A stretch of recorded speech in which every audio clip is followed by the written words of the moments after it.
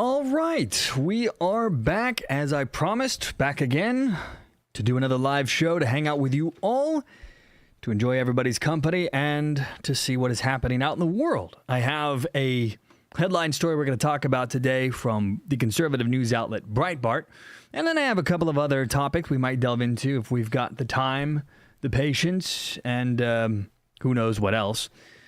And it looks like all audio is working this time around. Looks like the software is still operational, so that's good. Let's see. Okay.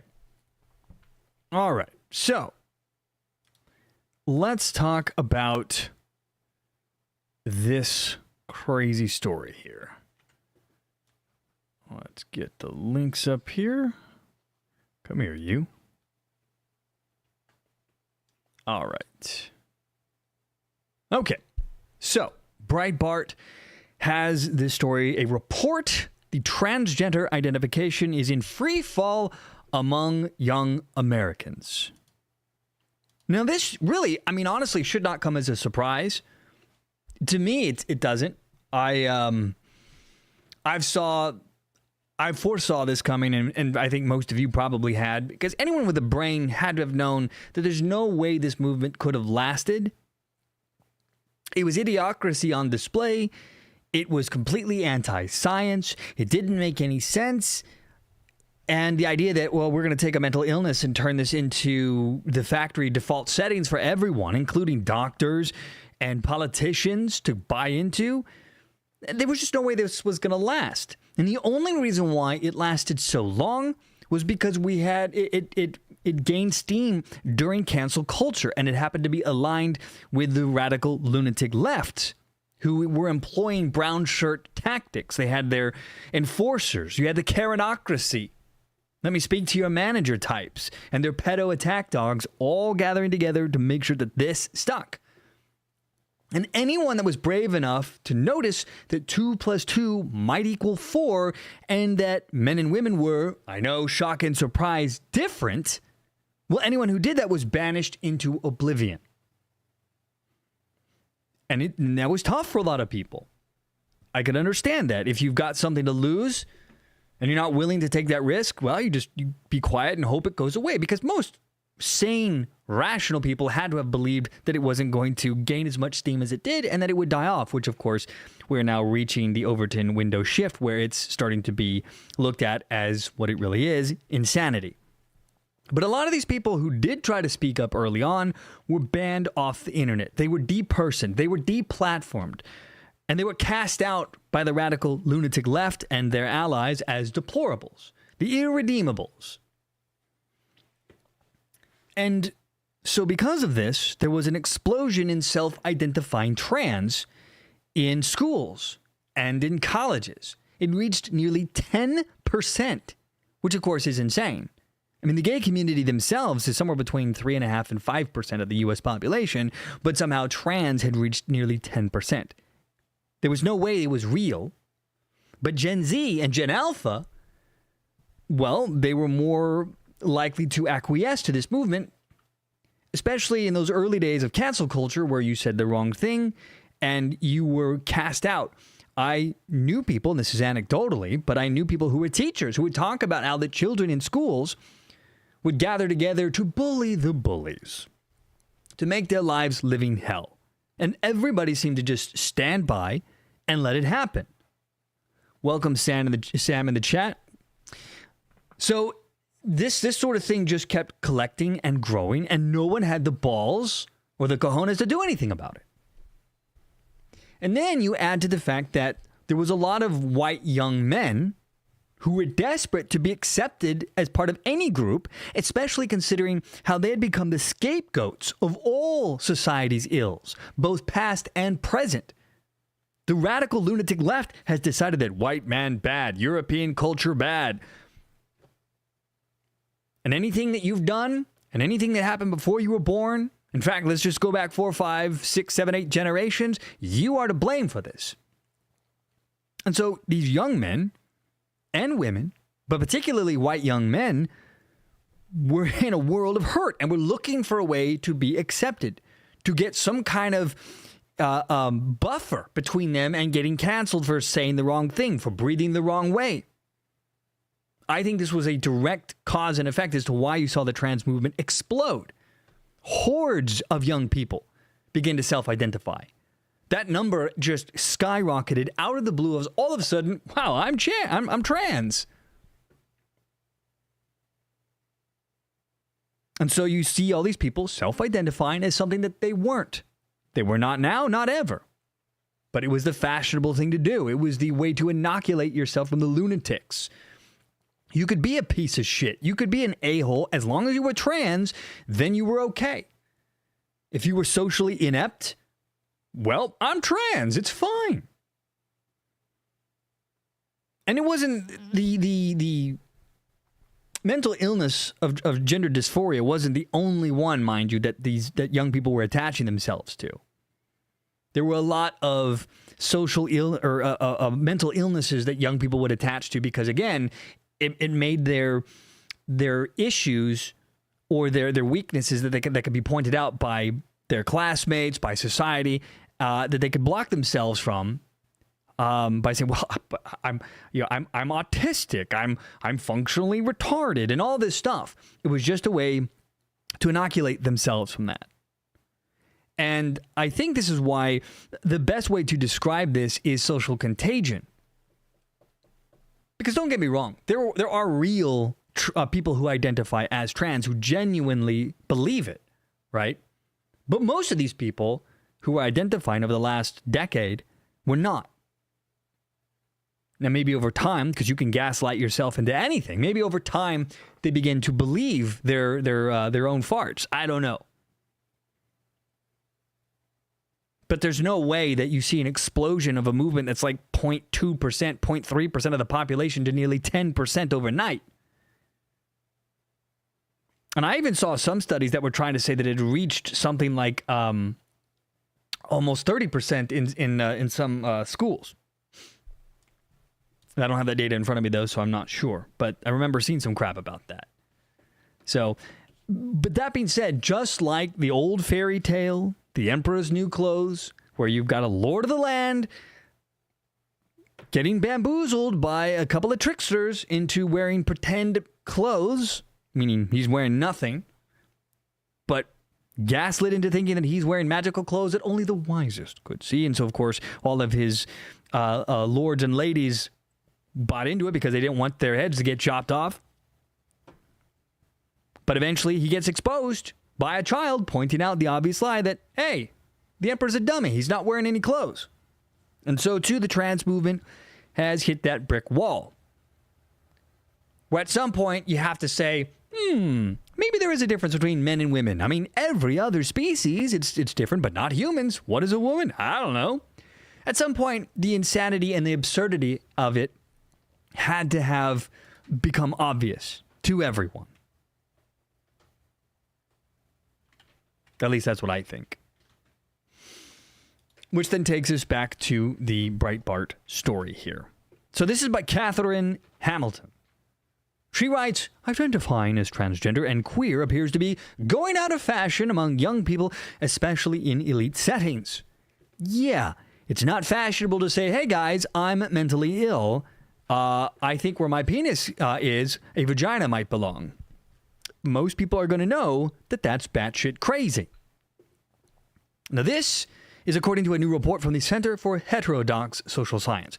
The report, authored by Eric Kaufman, director of the center and professor of politics at the University of Buckingham, found that transgender and queer identification has dropped sharply, surprise, surprise, among young Americans in Gen Z since 2023.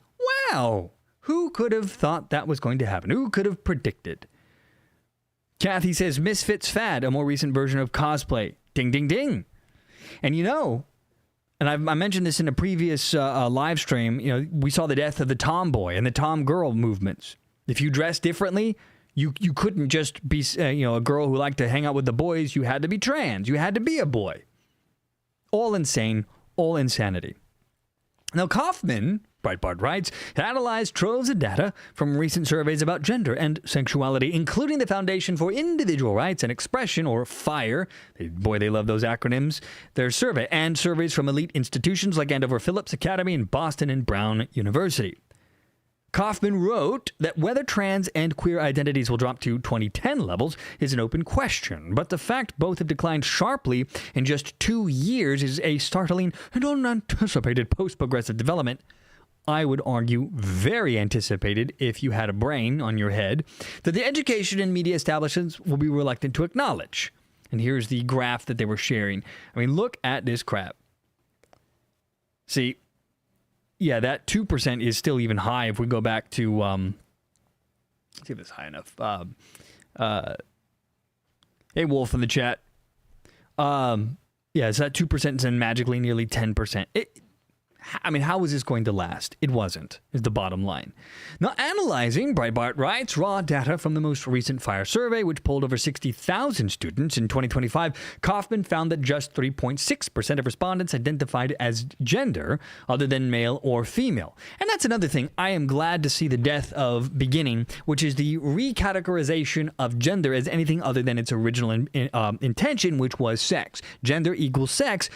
But the attempt to undo that in the name of gender roles by the Karenocracy, the feminazis, who were trying to use gender as a way to say, well, gender roles are bogus, et cetera, which is fine to argue that, you know, a woman can wear the pants, right? That's fine.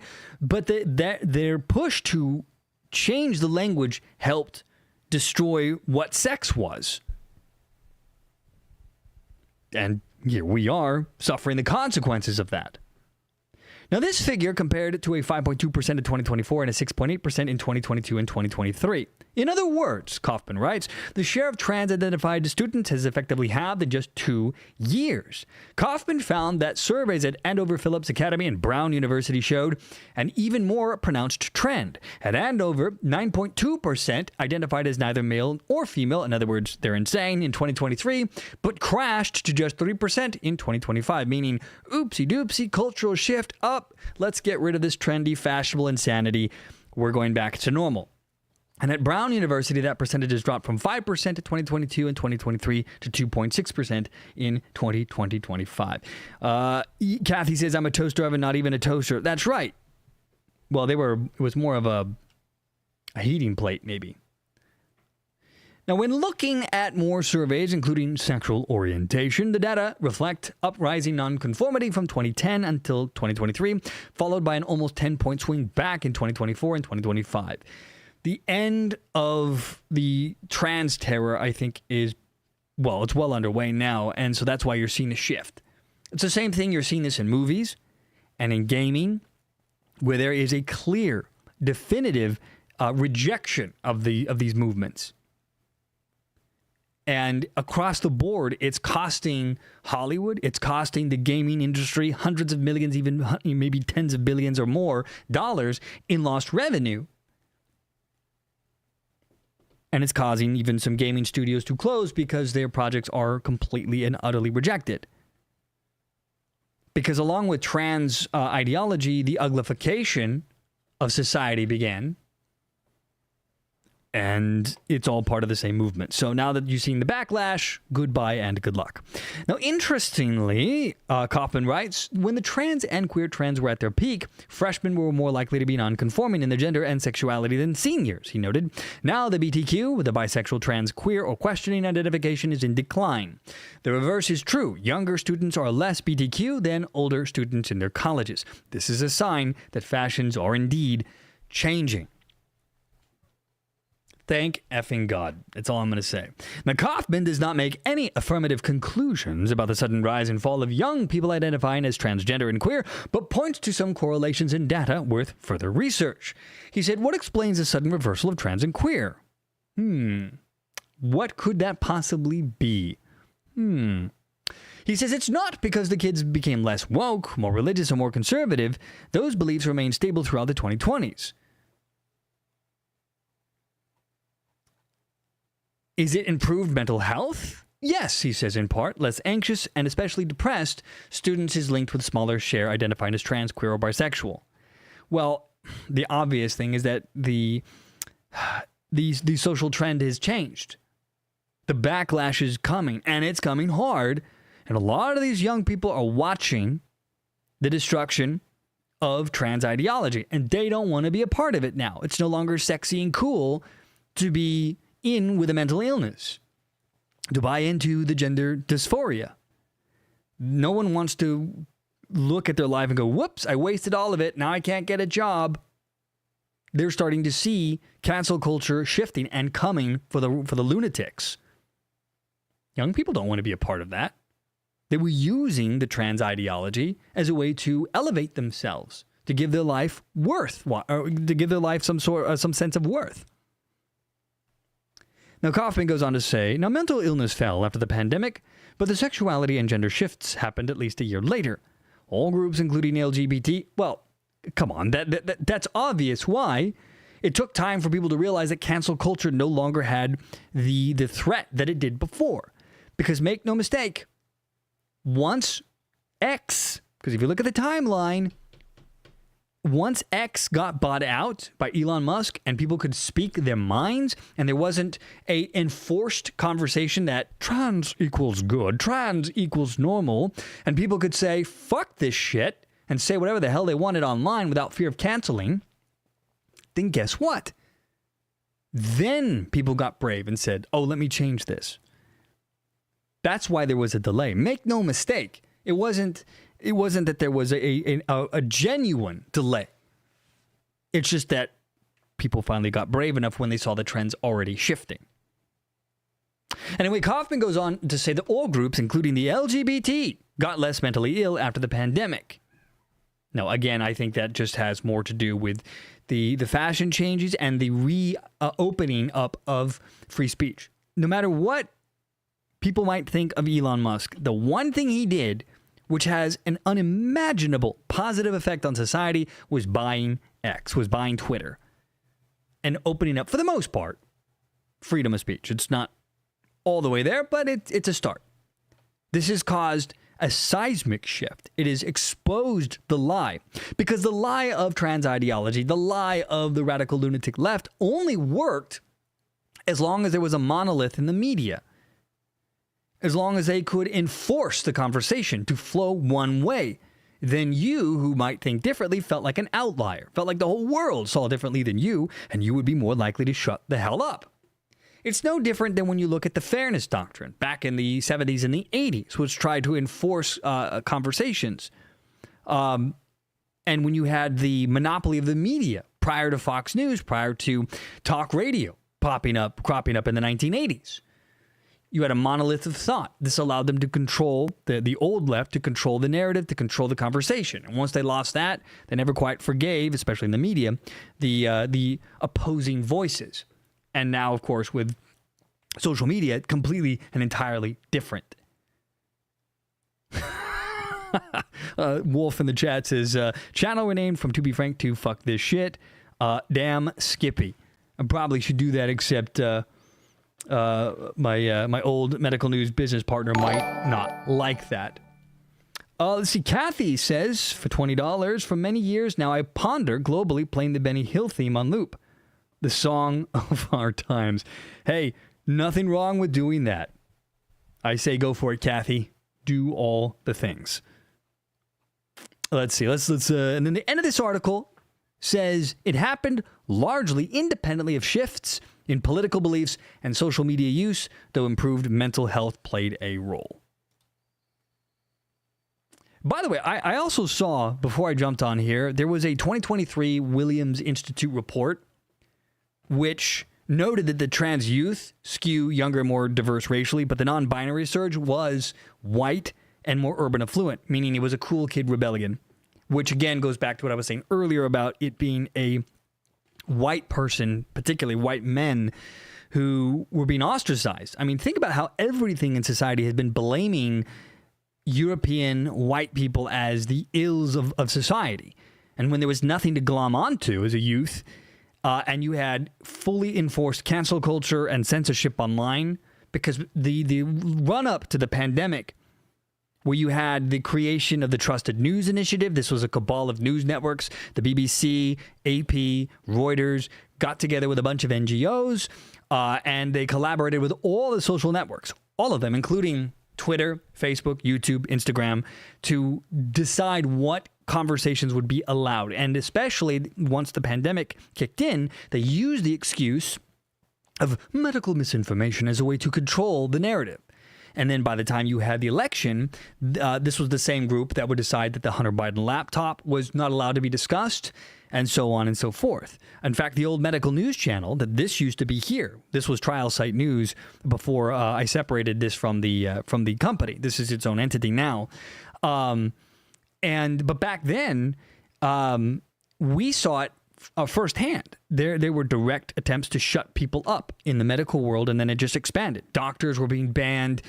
Conversations about the vaccines were being banned. The other alternate treatments that were being looked into during the pandemic were banned, and it just grew and grew and grew. So these young men, in particular, and white women as well, the young white women out there, because they're still part of the half bad race. You were all bad if you were white male. You were half bad if you were white female, and especially if you were cis, aka normal. Then there was something wrong with you.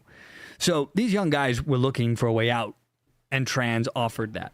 But Elon Musk, taking over Twitter, blew up the game.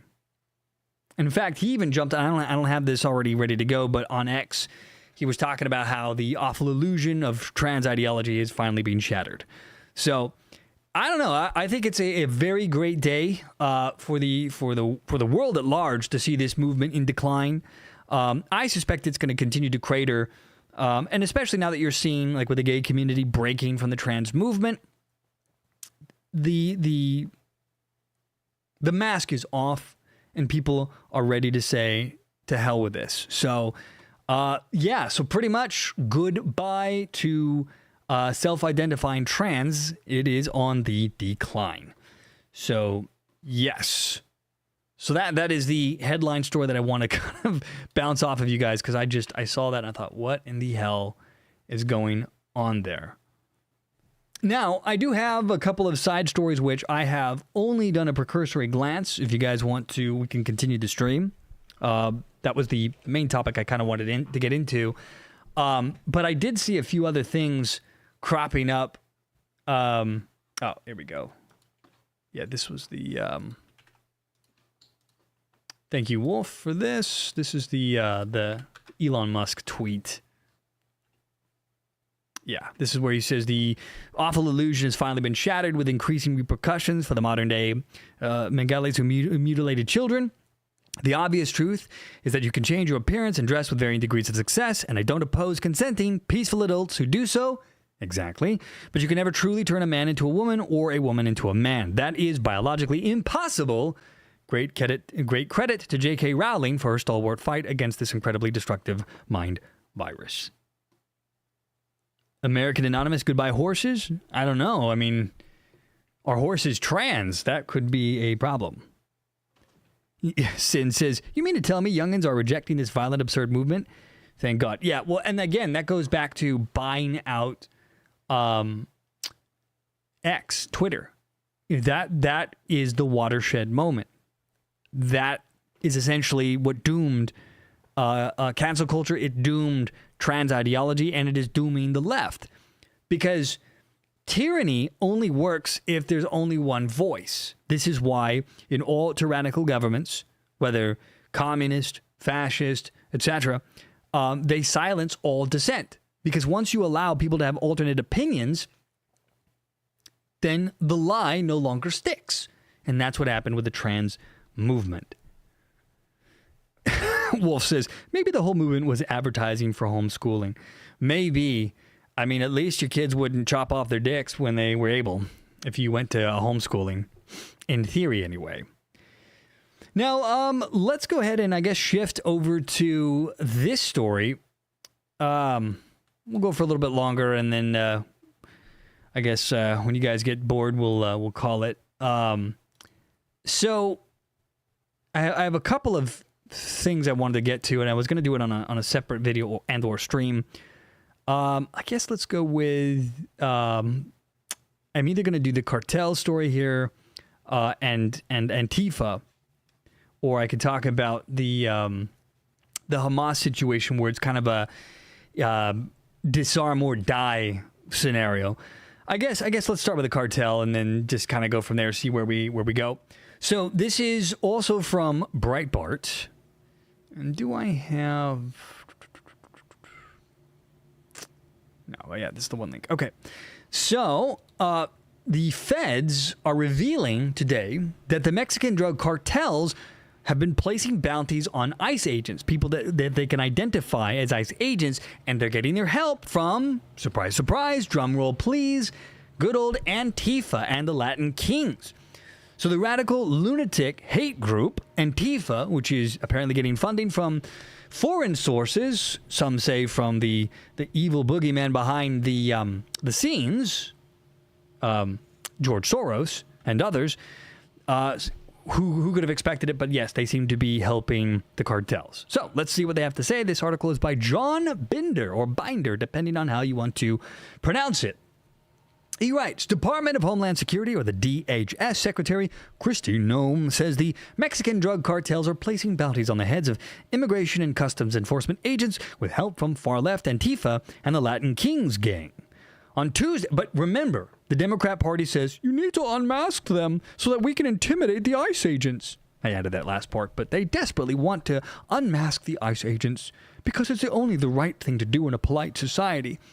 Well, of course, we can't have that. We can't have nice things like non-masked ICE agents because, drum roll please, the radical lunatic left is trying to kill people who disagree with him. So, oopsie doopsie, can't do that.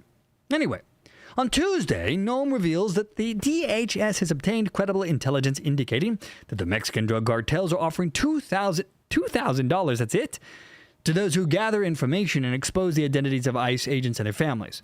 Oh, I guess $2,000 for just exposing them. Okay. Likewise, the cartels are offering anywhere from $5,000 to $10,000 to those who kidnap or assault ICE agents, and up to $50,000, and these are not pesos, mind you, these are in US dollars, to those who murder high-ranking DHS officials. They should be careful because Trump is starting to nuke cartels. Let's see. Noem says these criminal networks are not just resisting the rule of law, they are waging an organized campaign of terror against the brave men and women who protect our borders and communities. Noem said the cartels are working in coordination with the Latin Kings, a violent gang which is based in Chicago, Illinois. Well, time to wipe out the violent gang in Illinois then.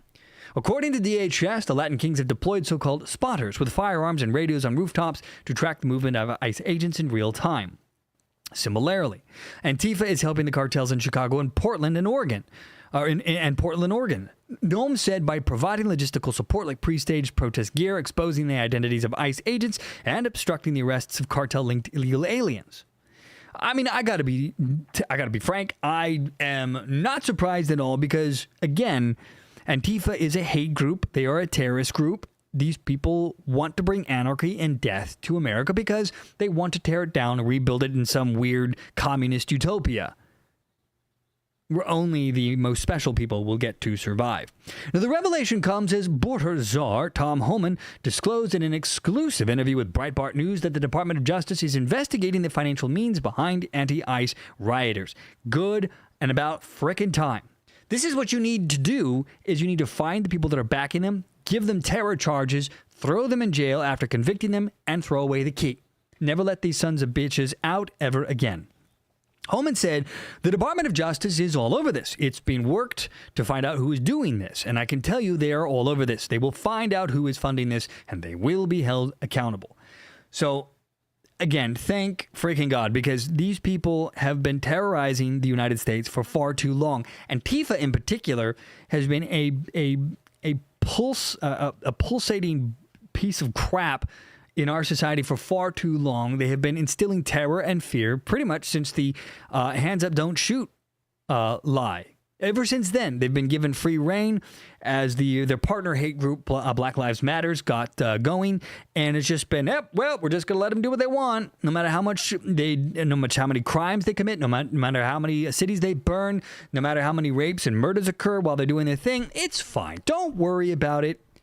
We're all good to go. Well, that doesn't seem to be what's going to happen going forward. So, good. And I will, of course, be keeping an eye on this as we go forward to see how this turns out, because I don't know. That's exciting to hear. Let's see. And then I guess we can touch on, speaking of the cartels, this also happened today. There was another killing, another airstrike blowing up another boat. So this is like, 4 or 5 times now near Venezuela. So drug boat goes out of the ocean, U.S. Ships blow it up. I'm not going to say otherwise. It's true. This stuff makes me happy. Now, President Donald Trump announced Tuesday that the U.S. military carried out another strike on a suspected drug vessel off the coast of Venezuela, killing another 6 suspected smugglers. Let's see. Under my standing authorities as Commander-in-Chief, this morning the Secretary of War ordered a lethal kinetic strike on a vessel of... People in the military love the word kinetic strike. I've been noticing this for the last, 5-6 years, on a vessel affiliated with designated terrorist organization conducting narco trafficking in the U.S. Southcom area of responsibility just off the coast of Venezuela. Intelligence confirmed the vessel was trafficking narcotics, was associated with illicit narco-terrorist networks, and was transiting along a known DTO route. Trump wrote on Truth Social. He said the strike was conducted in international waters and 6 male narco-terrorists aboard the vessel were killed in the strike. No U.S. forces were harmed. Well, I would hope not if you're just blowing them up from ranged missile attacks.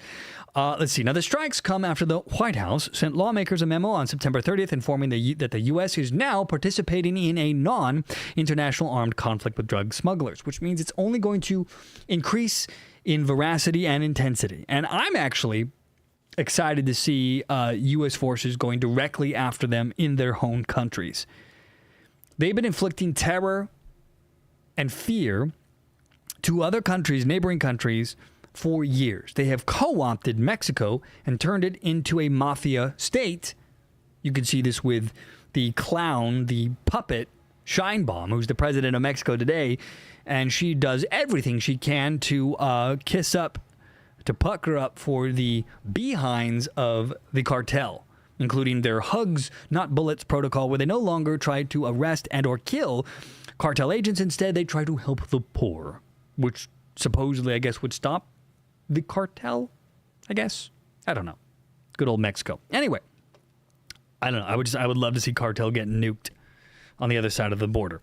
Let's see. Now, additionally, this killing of the 6 on this boat comes on the heels of 4 other fatal strikes, so this makes number 5 against alleged drug boats in the Caribbean since September. And on Friday, the Department of War unveiled a new counter-narcotics joint task force in the Southern Command Area of Responsibility, according to the Secretary of War, Pete Hegseth. The task force is seeking to crush the cartels, stop the poison, and keep America safe, according to Hegseth, who wrote about it on X on Friday, and said, the message is clear. If you traffic drugs towards our shores, we will stop you cold, meaning pull. You will not make it here alive. Now, even so, members of Congress, of course, have called into question whether the strikes have been illegal.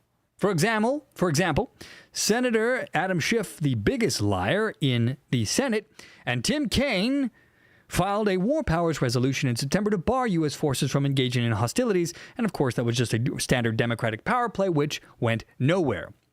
But they did say that there was no authorization to use force by Congress in this way. It doesn't matter. It's the Commander-in-Chief's job to protect this country from foreign aggressors. And he says, I feel it is plainly unconstitutional. The fact that the administration claims to have a list and has put organizations on a list does not somehow empower the administration to usurp Congress's power of declaring war or refusing to declare war or refusing to authorize the use of force. Except he never cared when Democrat presidents would do it, like Obama. So who cares what Pencilneck has to say? But now let's see. But the measure didn't pick up steam, of course, and failed in the Senate by a 51-48 margin on Wednesday. However, Republicans Rand Paul of Kentucky and Lisa Murkowski, who's basically a rhino Republican, meaning Republican in name only, didn't like what was going on with Donald Trump because Murkowski in particular she doesn't like Trump. And at any chance she gets, she will vote against her own people on the Republican side. And so, of course, she voted with the Democrats to try and enable this resolution. Now, Trump has suggested that the strikes will continue and told military leaders in September that the military is now the knife's edge in combating the sinister enemy. Let's see.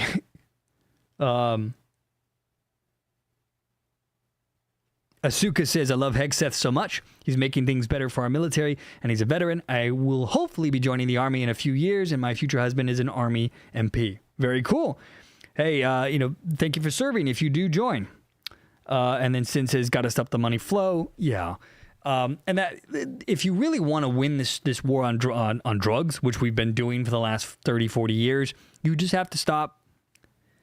You got to stop them at the border. You got to disincentivize them from trying to sell it to us, aka we will kill you if you do it. That would be the way to go about it. But no, instead in the 80s, we had Scruff McGruff saying, just say no to drugs, kids. And of course, we all saw where that went. Nowhere. Let's see. Now, Trump said that we have to put the traffickers and cartels on notice. Yep, by shooting them down. If you try to poison our people, we will blow you out of existence because that's the only language they really understand. And that is very, very true. The cartels only understand one thing, and that is violence, murder, and mayhem. And he said, that's why you don't see any more boats in the ocean. You don't see any boats around Venezuela. There's nothing. Meanwhile, Venezuela requested an emergency session of the United Nations Security Council due to the strikes. Not that that'll accomplish anything because, of course, we would block anything from happening there. So whoop-de-freaking-do. And they wrote to UN in a letter that the ulterior motives remain the same as that which has characterized the United States of America's actions towards Venezuela for more than 26 years, to advance its regime change policies in order to seize control of the vast natural resources found in Venezuelan territory. Now, after the U.S.'s military second strike, Venezuelan President Nicolas Maduro, who I believe has a bounty on his head, said the episode is part of a larger effort to intimidate and seek regime change in Venezuela. The Trump administration has routinely claimed it does not recognize Maduro as a legitimate head of state and rather considers him a leader of a drug cartel. Dun, dun, dun. Well. Well, there you go, Maduro. Good luck with staying alive, and I just got to say, I am liking what I'm seeing here, and I hope we ramp this up. I would much rather see us fight the war on drugs outside of our country than in. Long term, I think that would be a better way to go. Sin says, Wolf is a super underrated dude. Hey, and just so you know, Wolf just turned birthday yesterday. I don't know how old he said. He said something, mumbled a bit, but he turned older yesterday. It was a whole birthday thing. So just so you know, harass him in the chat. Let's see. If I got one more.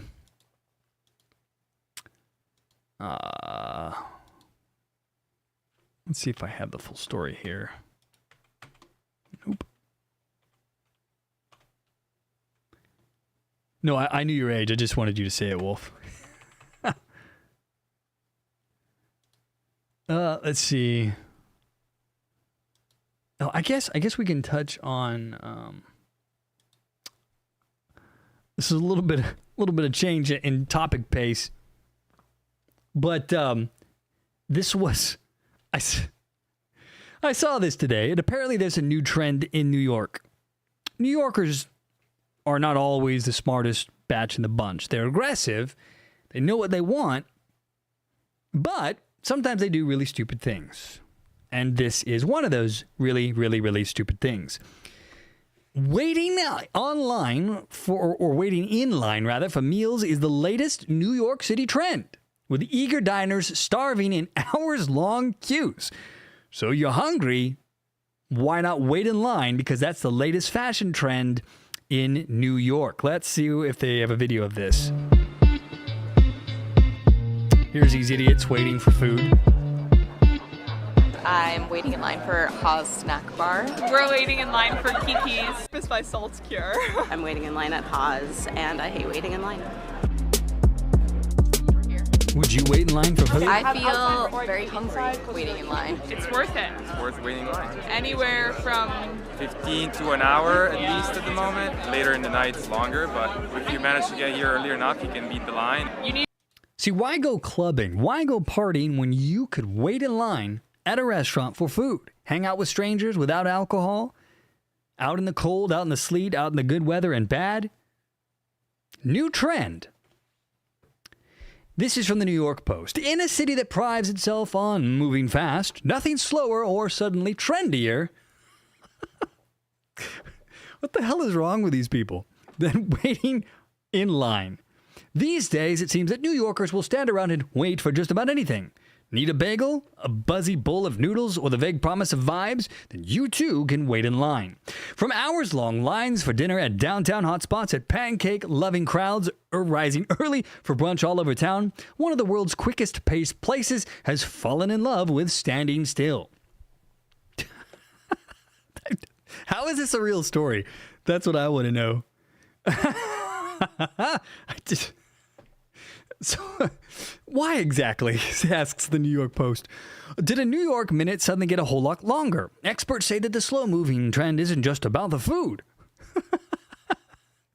They said, restaurants are more than just a place to eat right now. They're a place to show how high you rank on the status, of course, how high you rank on the status totem pole. Meaning, if you don't have to wait a long time in line, you are the in people. Oh. From influencers to fatfluencers to waiting in line fluencers. Oh, God. The New York City food scene inside. There's a food scene now in New York City. Insider Andrea Strong of the Strong Buzz told the Post that... What is the Strong Buzz? Let's see what in the hell we're talking about here. Let's see. I got to know. The Strong Buzz. Oh. Okay.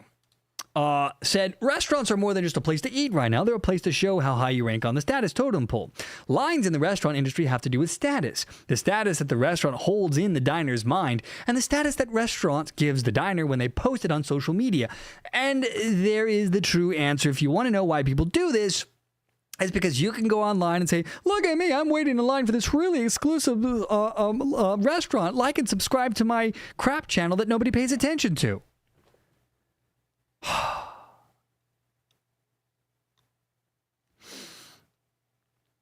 The streamers are reaching really, really desperate levels here, I guess. Now, like it or not, says Queen's culinary consultant Joe DeStefano said the big dumb line has become a fixture of city dining. Like the classic Seinfeld episode, The Chinese Restaurant, where they never actually get to eat, where Jerry, George, and Elaine spend the night waiting for a table that never opens, New Yorkers are turning the agony of waiting into an unexpected badge of honor. It's not a badge of honor. I'm just going to spoil you on this one. Spoiler alert here.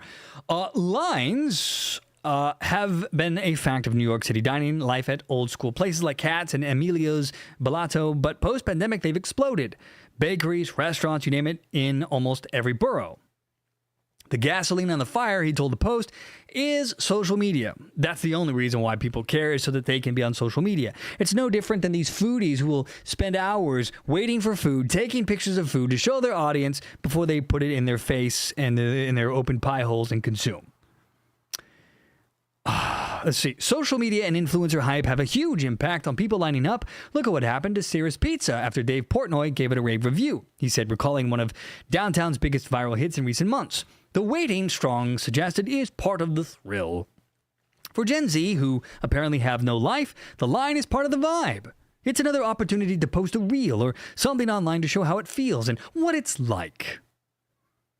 You know, this trend's only going to last for like a couple of months, maybe a year or two. And thank God, then it'll go away. And Alberto Candelera says, for 99 cents, a cool guy icon. Thank you, Alberto. Let's see. Now, at 5 p.m. on a recent Friday, theory met reality on the Lower East Side in a line of 15 would-be diners hoping for a seat at the awkward-winning Haas snack bar. 30 minutes before the doors opened. Some clutched tote bags, others sipped iced coffee, all united by one goal, a chance to be social media people. and a seat inside the city's trendiest French-Vietnamese spot, serving sweetbread, faux-inspired onion soup, and blah, blah, blah. Who gives a crap? A Gen Zer, Tabitha Ramos, said it's worth waiting in line for. Proudly first online with Pal Louise Fong at 4:35. They always change the menu. It's always a surprise. Look at me, look at me, look at me online, is essentially what she's saying. Now, Fong wasn't so sure, taking a when-in-Rome attitude towards the fair.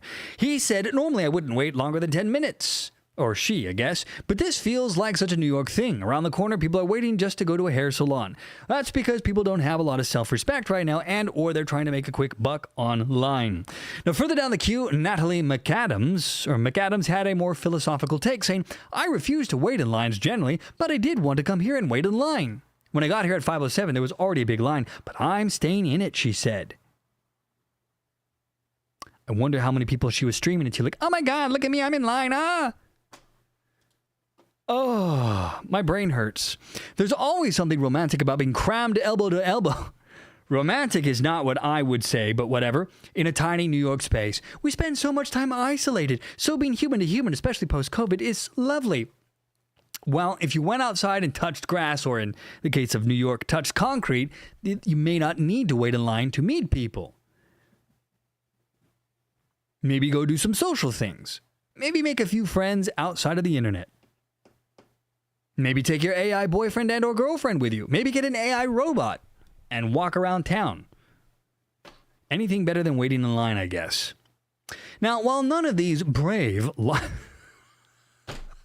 Who the hell is writing this story? Brave line waiters had a reservation. Haas Snack Bar opened its reservations about 20 days in advance, and they're gone faster than a dumpling special at closing time. Your best shot? Line up early and pray for a walk-in. Doors open at 5... Oh my God, doors open at 5:30 p.m. and if you show up by 5:45 or earlier, you might snag a coveted seat. Can you imagine? This is their life. Man, we went backwards for sure. Now, the thrill of the chair chase is all part of the experiences. Dr. Deborah Vinal, a chief psychological officer with Recovered, and the experience is about feeling good. And or chasing clout online. Long lines outside unique venues give a sense of exclusivity and specialness, Vinal said. Many people associate their sense of self-worth with access to more privileged experiences. If something is harder to get, whether through a higher price or a long wait, it signals to many that it is precious, and therefore obtaining it is a positive reflection of your own value. You know, I just wonder, and I have no idea, but it seems like everyone they were interviewing was pretty much females. And I wonder too, because you have to know that all of these people are posting their stupid experiences online to social media, and we know, thanks to the thing called science, that women they get a dopamine hit that's similar to men who watch scantily clad females, straight men. There's a dopamine hit that they get that's very addictive. This is why a lot of men get addicted to pornography. Women get a similar dopamine hit to attention. And I wonder if that's what she's referring to, although she didn't say it in those exact words. We'll have to look into this possibly down the road. Anyway, this doctor, Dr. Deborah Vinal, says social media increases our FOMO, the fear of missing out, and our desire to demonstrate that we are exciting or interesting people, meaning get attention, who get to experience special things. Probably because a lot of these people's lives is utterly vacant with nothing to show for it. And for many people, the long wait is a worthy trade-off to take a selfie with the exclusive food or at the trendy restaurant. On the same Friday night, and just a few blocks away, another long line had formed by 6:45 p.m., this time for Greek favorite Kiki's, where the wait for a table can stretch as long as a ferry to Santorini. An Upper West Sider said it's 100% worth the wait for Kiki's, and he was the fourth in line of about 25 people. The prices are great, the cheesecake is amazing, it's walk-in only, so waiting to get your name in is just what you do. Personally, she added, another female, I would wait more than an hour for the experience of it all. It can be overwhelming, but so exciting. It's like they're waiting for a midnight premiere or something. You get to try cool food here in New York, and I think it's worth it to wait in a long line. Her date, Filippo Masobrio, agreed, up to a point. Well, he's on a date. He's trying to impress. He said, if it's more than an hour, I'm usually not waiting. But if there's a line outside, it usually means that there's an infatuation about the place, and it's worth trying when you can. And he's also trying to say, I really want to get with this girl. Engman and Masabrio even got their family on board to wait in line during the chilly autumn evening. Masabrio's parents, Monica and Max Masabrio, were visiting from Italy and didn't mind waiting on the exciting New York line. Wolf says, Salt Bay level of bullshit. Yeah. Well, he wants to bang is what it boils down to. It's all about the banging. Anyway, Kiki's skip reservations. It's walk in or forget it. And for this group of 5, waiting online or waiting in line, why do they keep saying waiting online, was part of the night's plan. Andrea said that she knew the wait could stretch up to 2 hours, so she practically ran to the restaurant just to put her name down. The beloved Lower East Side spot dishes out classic Greek comfort food like juicy lamb, ocean-fresh seafood, and wine in a space so rustic chic it feels right out of Mykonos. However, there's just enough chaos outside to always remind you that you are still in New York. I'm sorry. I'm just sitting here thinking, look, how bored must you be in life for this to be the highlight? I mean, hey, if the food's great, I get it, great, but let's be honest, it's all about getting clout here. I maybe for some of these people, it's the one time to get out and touch grass, maybe. I don't know. Now, the next morning, a soggy line of 20 stretched down Morton Street for breakfast by Salt's Cure, even in the pouring rain. The West Village location on the burgeoning bicoastal mini chain runs on pure chaos. No reservations. Walk in, order at the counter, then stake your claim on a seat. First come, first serve, and yes, fans say those pancakes are worth the scramble. Sisters Evelyn and Audrey Gray, another couple of females here, trying to get some social media clout. I'm just adding that for a flair here. And their friend Anya Kerr had hitched a ride from Bergen County, New Jersey, just to try the spot's internet-famous pancakes. The 16-year-olds said, well, definitely then for clout, that the standing in line wasn't to drag, it was social hour on the sidewalk. Kerr quipped, I mean, it's more fun waiting in line for food in New York and then at the post. It's always worth it in the end. Her friend Audrey had to agree. When there's a long line, she said, there's definitely something worth it inside. We wait no matter what. It's all part of the fun. Well, they do have a park, Metal. Metal says they're from New York City. They don't know what grass is. But to be fair, the grass is surrounded by homeless people and crime, so I guess maybe they don't. Kathy says, so they all pose for pictures and post online, then wonder why there is a line. Imagine the smell of that lovely sidewalk. Yeah, New York smells like crap. It's not as bad as New Orleans, by the way. New Orleans has some real shitty smelling streets. Fun town. Lots of serial killers there. In fact, I had an interesting experience with one, which maybe one of these days I will talk about. Maybe when this channel gets going again, I'll dedicate a story to how I met a serial killer in New Orleans. True story, by the way, but I'll save that for another day.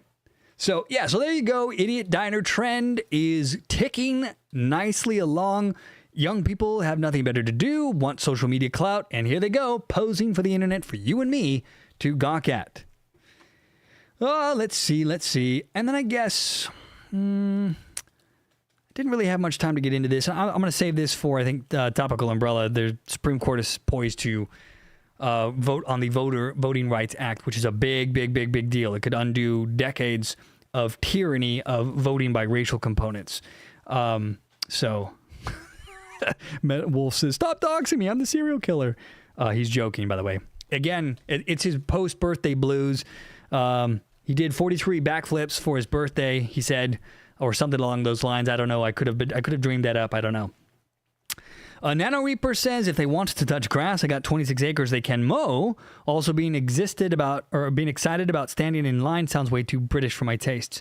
Hey, you know what?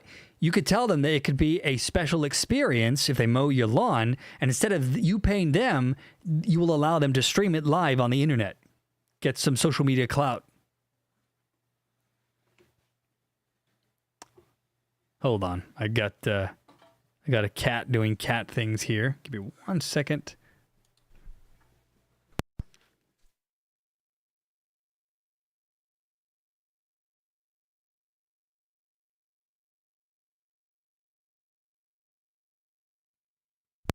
Never mind. Didn't need to do it after all. The female cat said no thank you and kicked the other cat off. All right.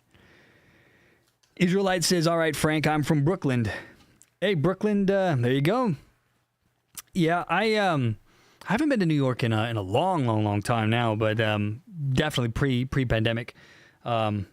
It got too depressing to see what happened during the pandemic, and I have not visited up there since, which I probably should. I hear things are semi back to normal now. I mean, I guess you got people waiting in lines for stuff. Like, I could understand waiting in line to get at a bar or a nightclub, maybe. Even then, you know. Frank, do I want 6 more cats? No, I do not. I actually have, I had a female cat named Miss Fanny who decided to party out on the town, escaped, came back, and produced 9 kittens. 9 kittens. So I've given away half, and they're all sweet, adorable cats. But it's a bit much, and I'm not going to send them into the shelters because out here in California they're overcrowded and they would definitely put them down. So, yeah. So there you guys go. I'm going to cap it at an hour. And again, this is a new format I'm kind of tinkering with, where I'm still going to do pre-recorded episodes. It's just going to be a bit of back and forth. And if you guys like this new format, let me know in the comments section for sure. I'm going to try to do more of this stuff. Because down the road, I want to. I've been eyeballing doing a live show, and eventually I might do a panel show down the road. But right now, it's just kind of getting the this new angle in and seeing how it fleshes out, because it's a different monster doing live. But I enjoy it, and I actually get to chat with you guys in chat, which is a lot more fun for me. So yeah, but I think we're gonna leave it here, guys. But again, thank you so much for joining me. I'm gonna try to do this tomorrow. You're typically going to see these streams between 5 and 8 p.m. Pacific Standard Time for the next, 3 to 6 weeks until I can kind of get my day scheduled down where I can start doing these earlier in the day. But for now, I'm going to continue to do these. Thanks again to everyone in the chat. And for those who were awesome and sent in super chats, thank you very much. I appreciate all of that. Helps me continue to do what I'm doing here. And I do have one of our super chatters a couple of days ago suggested a shirt, which is going to be "Winter is Coming, Have an Ice Day." And I've commissioned one of my friends who's a graphics designer, very good, and I will have a shirt in the coming couple of days. And we'll put that up there because why not? Thank you again. And then Kathy Mello for $20. Yes, please. I guess more live streams. Thank you again. I appreciate that. And yes, we will try to do more of these. And down the road, I might even have, when I do a panel show, I might bring in Daniel O'Connor from time to time. That's the guy that is the owner and founder of Trial Site News to do, because he has a rare earths news site where he's been tracking rare earth metals, which is becoming a bigger and bigger story now. And so I might maybe next month start doing a panel show maybe once a week. I won't promise exactly when, but that is the goal at some point to do that. But we'll cross that bridge when we get there. So in the meantime, thank you again for joining me, guys. I appreciate all of you, and I will absolutely see you hopefully tomorrow, but certainly soon. Take care, guys.